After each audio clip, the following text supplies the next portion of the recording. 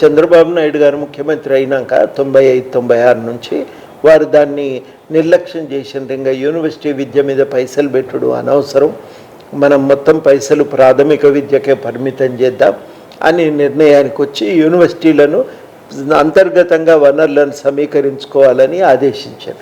యూనివర్సిటీకి ఎక్కడి నుంచి డబ్బులు వస్తాయి? కొన్ని సెల్ఫ్ ఫైనాన్స్ కోర్సులు పెట్టుకోవని ఇచ్చిండ్రు.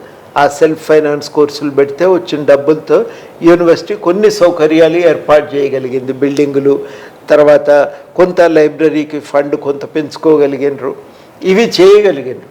కానీ అంతకు మించి యూనివర్సిటీలు నిలదొక్కునే పరిస్థితి లేదు. ఆ యూనివర్సిటీలు ఉన్నటువంటి పాత కోర్సులకు కావలసిన డబ్బులు రాకపోవటం చేత భర్తీలు చేయటానికి ప్రభుత్వం అనుమతించకపోవటం చేత, యూనివర్సిటీల నిధుల కేటాయింపుకు ఒప్పుకోకపోవటం చేత మొత్తానికి ఉన్న నిధుల మేరకు పరిమితమైపోయి వాళ్ళ కార్యక్రమాలను కుదించుకున్నారు.